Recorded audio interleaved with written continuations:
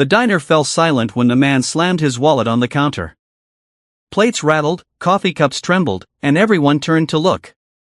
"Do you even know who I am?" he snapped, his cold voice cutting through the chatter. But Mia didn't flinch. The waitress' tired eyes, faded uniform, and a name tag that had lost half its shine crossed her arms. "I don't care who you are, sir. No one talks to my staff like that." The billionaire's jaw tightened, his hand still on the wallet. And that's when it fell open, revealing a photo that made Mia's heart stop. A photo she thought she'd never see again. Mia Turner had worked the morning shift at Sonny's Diner for 7 long years. The pay was low, the hours endless, but it kept the lights on for her and her younger brother, Jake, who was fighting through college after losing both parents in an accident years ago. Life had taught Mia to be kind, but firm. She'd seen every kind of customer, the lonely truckers, the rude executives, the tired mothers, and the dreamers who paid with change. Nothing surprised her anymore until that day. The bell above the door jingled, and in walked a man in a charcoal suit that probably cost more than her yearly salary. His shoes were spotless, his watch gleamed, and his eyes, they looked like they'd never known a moment of struggle. He sat down at the counter, didn't even glance at the menu, and snapped his fingers. "Coffee. Hot. Not that cheap burnt stuff you give to the locals," he ordered. Mia's co-worker, Emily, whispered, "That's Charles Harrington, the billionaire investor. Owns half the new tech buildings downtown." Mia forced a polite smile. "Sir, all our coffee's the same. But I'll make sure it's fresh." He rolled his eyes. "You should be grateful I even came to this dump." The other customers exchanged uneasy looks. Mia placed the cup before him without a word, but when he snapped again and muttered, "You people should learn better manners," something inside her broke. She took a deep breath, steady but firm. "Sir, you can finish your coffee elsewhere. We don't serve disrespect here." The diner froze. You could hear the ticking clock above the counter. No one had ever spoken to a man like Charles Harrington that way.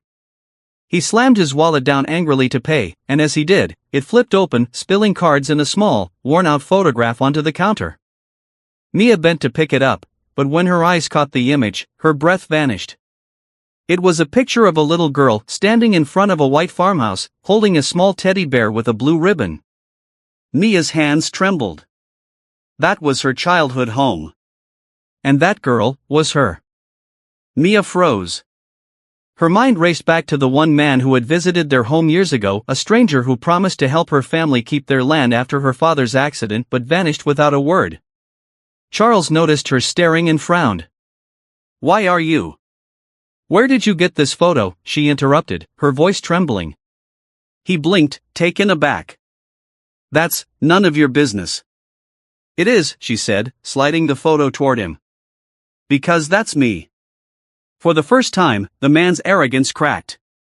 His lips parted slightly as recognition flickered in his eyes. He reached out slowly. You're Thomas Turner's daughter?" Mia's throat tightened. "You knew my father?" Charles nodded, his voice quieter now. "More than you think. He was my business partner. We started a small construction company before I made my first million. When he died, I tried to help your family. I sent money, but when I came to deliver it myself, your mother wouldn't take it.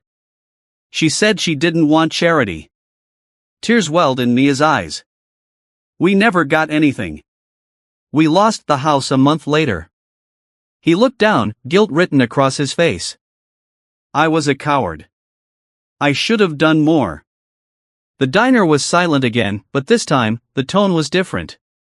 The billionaire who had walked in with arrogance now looked broken. Charles sighed. "That photo. I kept it as a reminder. Of the only good man I ever worked with. He believed in people more than profits." Mia wiped her eyes, her anger melting into something softer. "You still talk like him," she whispered. For the next hour, they sat quietly, two people connected by a past neither had expected. He listened to her stories about Jake, her struggles, her double shifts.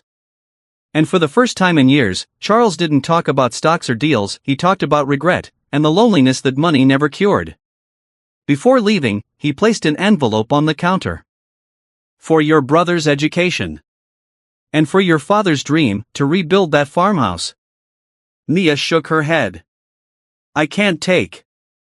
It's not charity, he said gently. It's a debt long overdue. She looked into his eyes and saw the truth, the same warmth her father once carried. When Charles left, the diner felt different. Lighter. Mia opened the envelope and found a letter inside. It read, Thomas Turner once told me that real success isn't about what you earn, it's about what you fix. Thank you for reminding me of that. Months later, the farmhouse was rebuilt, the diner got a renovation, and Mia opened a small scholarship fund in her father's name. Charles visited every month, not as a billionaire, but as family. And whenever someone asked her why she forgave him, Mia would smile and say, because sometimes, the photo you find in someone's wallet isn't a memory, it's a second chance. No amount of money can heal the wounds of arrogance, but humility can rebuild what pride destroyed. Sometimes, kindness comes from the unlikeliest confrontation, and forgiveness becomes the richest reward of all.